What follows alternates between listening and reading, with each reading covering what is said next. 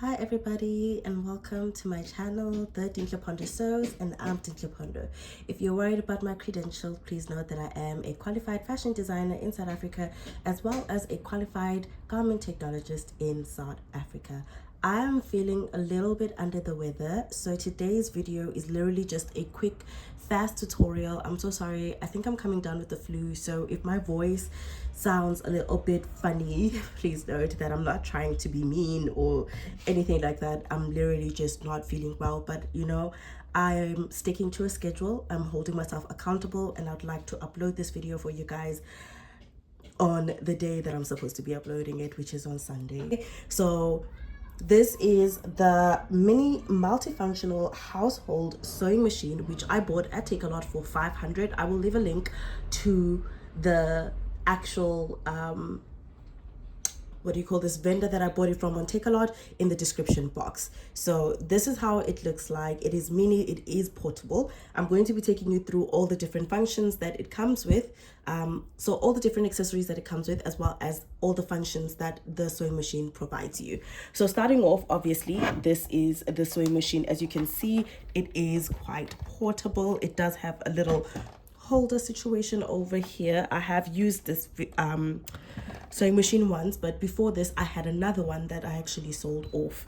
So this is how the machine looks like, as you can see over here, and these are all the things that the machine came with. So over here we've got the presser footer. It is very small in comparison to your normal domestic sewing machines, but it is very much functional. And then over here, the one thing that I love about this one is that it actually came with the charger for the sewing machine, while my first one actually did not come with the charger, and I stole my mom's DSTV decoder charger just so that I could charge my sewing machine. As you can see, these are just some of the accessories that the sewing machine comes with, so I'm just going to take you through. It has a little bit, so you're given a black thread, and then you've got obviously the bobbin case for it. I mean the bobbin, not the bobbin case. Bobbin cases for industrial sewing machines. Then you've got the white thread, and then you have got this bobbin to match it with, called a buttonhole foot. So you would put it in there when you are trying to make a buttonhole. And then you've got another thread over here, and then you've got, they've given me 2 sewing needles. You got one already installed on the sewing machine and one that is extra. Go. Okay guys, so this is how our sewing machine looks like. This is what it comes with. So over here, I'm just gonna flip it over so you guys can see. When you lift this, it actually lifts the this function of your sewing machine, so the foot here, and then you can literally press right over here. You lift this up and then it disengages the foot. So you will have a standard foot. You don't have to buy this. You do have a standard foot.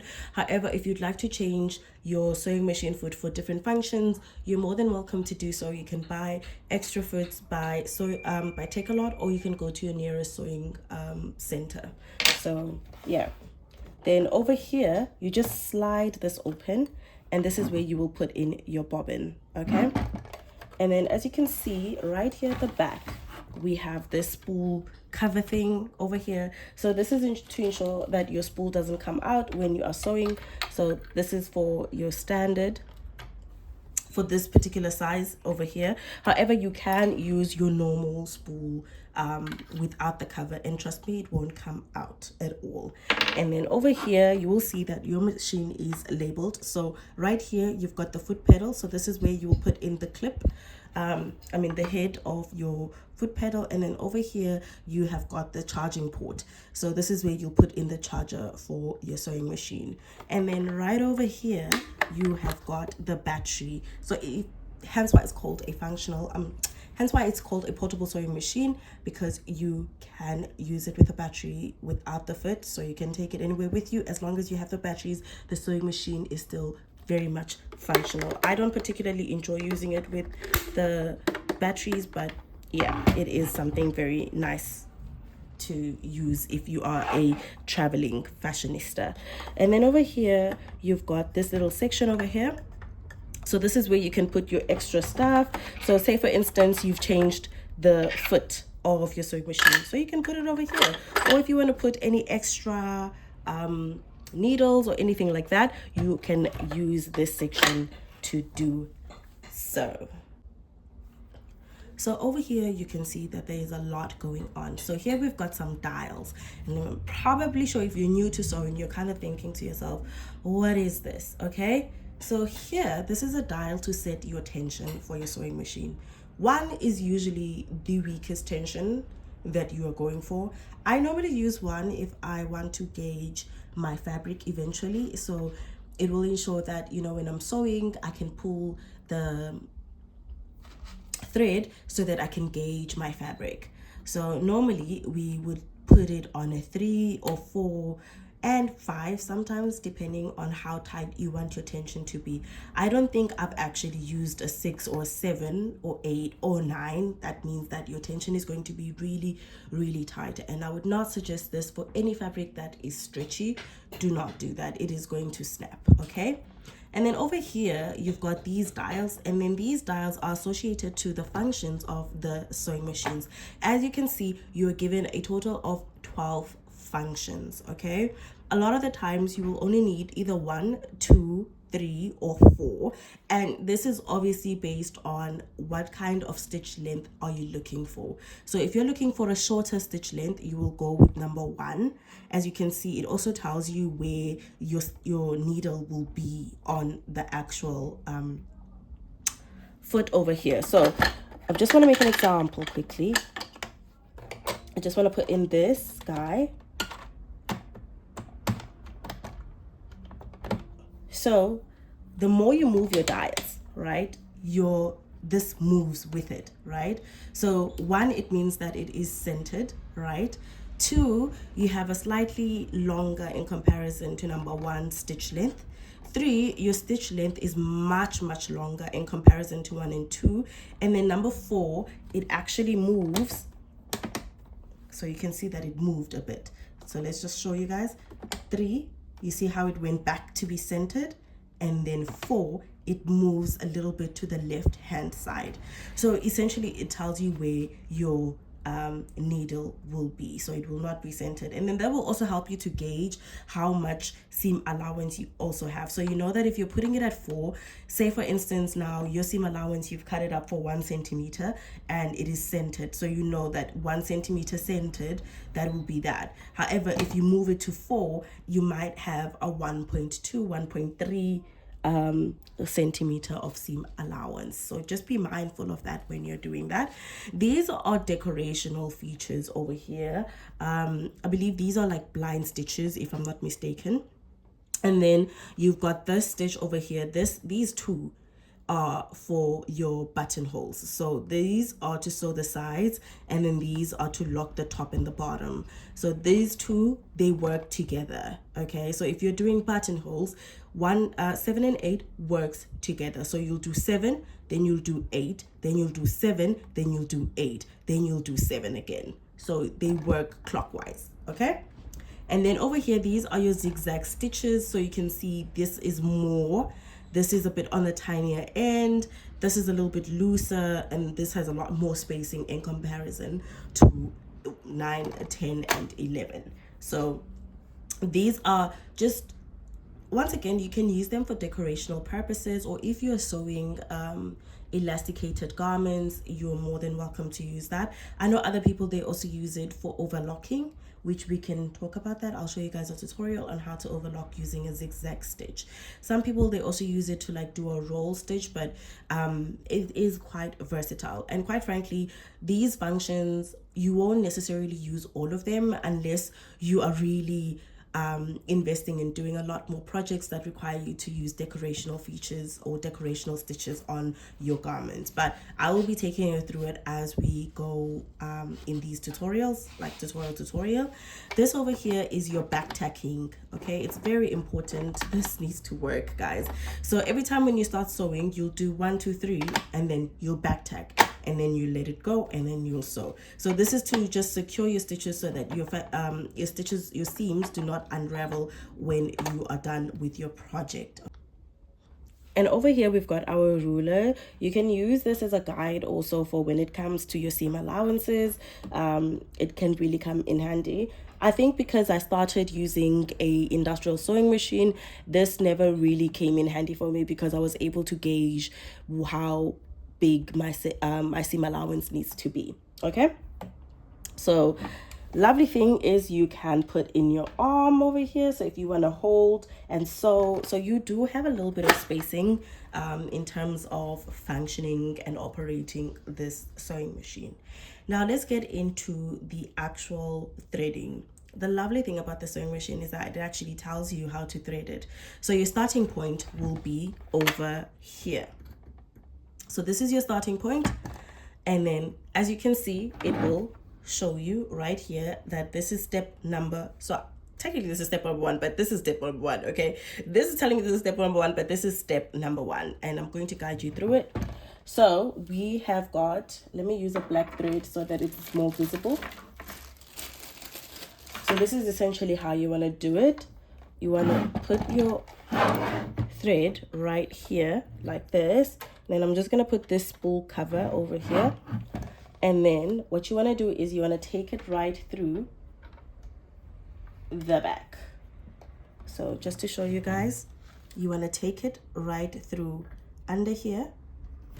So sorry guys, I'm trying to operate on 2 fingers while holding the sewing machine. So you want to take it through under here and right in between, right? And then you're gonna go right through this function, so this dial tone over here for your tension, very important. Then you're going under, you're going to the top, and then you are going to loop it through here. Okay, so you're gonna loop it through right there, and then as you can see, you can pull it.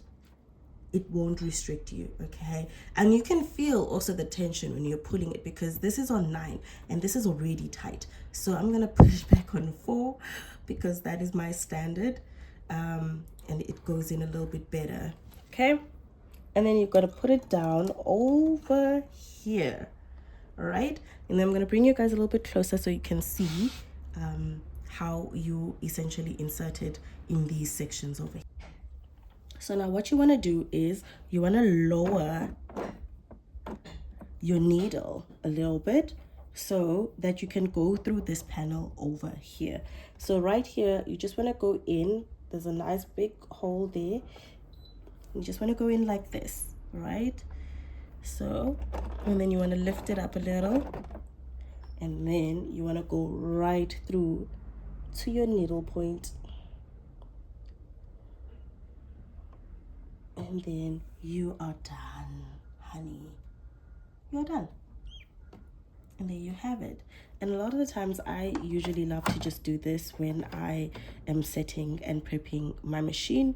I like for it to go to the very back, and then we drop it. Okay, then over here I'm gonna slide this off. So now we are going to put in our bobbin. So the direction of your bobbin is very important, okay? You have to put it clockwise. So you have to put it clockwise. This is how it needs to be, okay? It doesn't matter which direction you're putting it in, as long as your thread ends up being clockwise. So you want to slot it in here. It's not a trick or anything like that. You just want to slot it in. There you guys have it. Do you see? So you'll have this section pulled out, and that's okay. And here's what you're gonna do. You're just gonna slide this back. And then what I like to do is, and this was a trick that I was taught in varsity, is that you just want to use, you'll turn your wheel yourself, let your needle catch the bottom thread, right? Let your needle catch the bottom thread, and then from there you just want to pull it out, and over here to pull out the bottom thread. Okay,